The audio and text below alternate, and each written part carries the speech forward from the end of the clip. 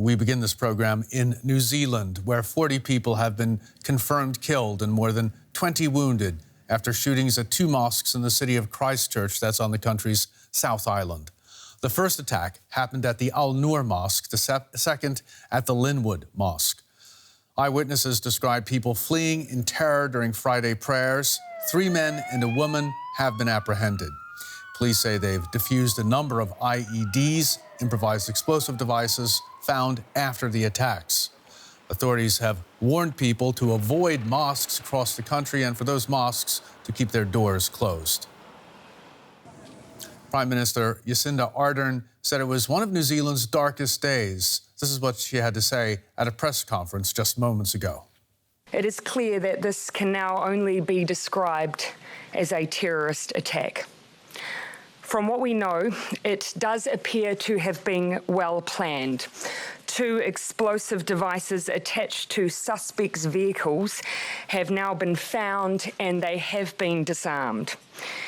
There are currently 4 individuals who have been apprehended, but 3 are connected to this attack who are currently in custody. Let's go live now to DW's Samantha Early joining us in Christchurch. Samantha, we heard the Prime Minister there calling this an act of terrorism. What else did she have to say in her press conference? That's right. She did call it unequivocally an act of terrorism, and she emphasised a lot that New Zealand was chosen because it is a place where diversity and inclusiveness and all those sorts of values are strong. She was very keen to repeat that. She said this is not an enclave for that kind of ideology. By that she means, ideology of white supremacy, of wanting to inflict injury on certain groups of people. She was very, very keen to express that. New Zealand was targeted not because this sort of ideology is supported here, but because it's not. Is the police operation still ongoing? Are suspects still at large? We already have 3 men in custody and a woman as well. What do we know about them and their possible motives? Well, the one we know about the most is it's been confirmed there is a 28-year-old Australian man as the, I suppose, main suspect, and the others are also have been apprehended, but we don't know too much more about them at this stage. And they also cannot rule out that there might be more people involved in this, and that's why the police are still urging caution. Okay, Christchurch was on lockdown. Is that lockdown been lifted? Or schools, for example, were told to shut their doors? That's right. Yeah, that lockdown has been gradually being lifted over the past couple of hours.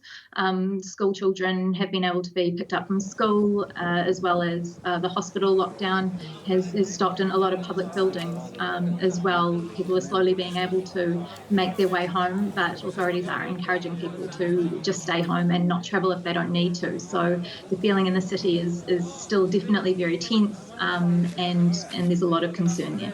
Okay, let's hear now from 2 eyewitnesses who were at one of the mosques during that shooting.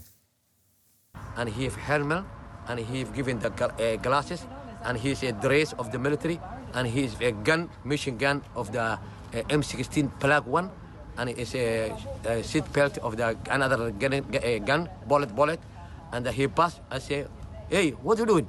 And not talk me. He looking and not talk me. He is starting. He starting shooting. And the people of the changing the shoes and the shooting, and me, I'm running.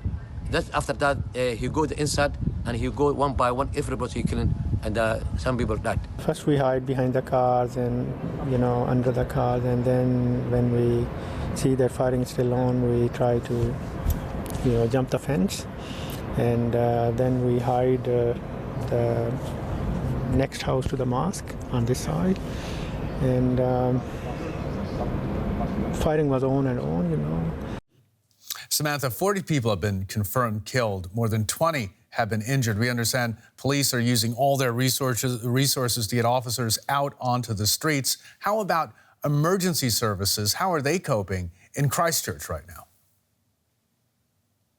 There's been a lot of praise from the Mayor of Christchurch and from the citizens of Christchurch as to how the emergency services have coped. You'll have to remember the police were also looking out for the climate march, which was happening in Cathedral Square in the city, quite nearby, while this all started unfolding. So a huge police response all over Christchurch, and the mayor especially commending officers for their bravery there. You'll also know that Christchurch had a significant earthquake 8 years ago, so these response systems are quite well practiced, I guess, but it's also another trauma for the residents. But what can you tell us about Christchurch's Muslim community? Have they been the subject of attacks before today? Nothing like this.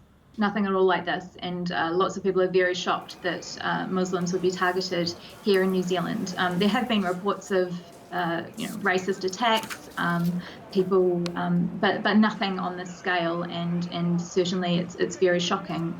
The Muslim population here in New Zealand is roughly just over 1% of the total population, so it's not a very large community, but it is quite a diverse community. And from the latest census data, you see that about a quarter of people who listed themselves as Muslim in New Zealand were born here in New Zealand, and the other 3/4 from the Pacific Islands, Asia, Middle East and Africa. So a really diverse community, a small community, and one that the rest of New Zealand is really wanting to show solidarity with at the moment.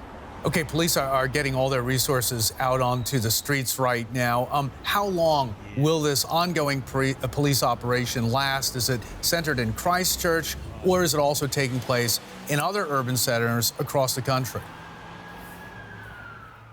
It is, really a nationwide operation. So the Prime Minister has said our alert level for terrorism has been raised from low to high, and that is to enable absolutely all those resources to be used throughout the country as they're needed. So they've really stepped things up to the highest level I think that they can, and we'll definitely be seeing a strong police operation, I think, continue for quite some time. It's hard to tell. We have had reports of potentially some situations developing in the past few moments in other cities too. So we will keep a close eye on that. Okay, other situations developing in other cities. Do we know anything else about that, or details slowly coming in on that? Details are slowly coming in, but it appears that the train station at Britomart, which is in Auckland, the most populous city up in the North Island, has been evacuated, and the police are responding to a situation there. But it's unclear what that situation is at this stage, or if it has anything to do with what's happened in Christchurch. Okay, we'll find more about that in the hours ahead. For now, DW's Samantha Early in Christchurch. Thanks so very much. You're welcome.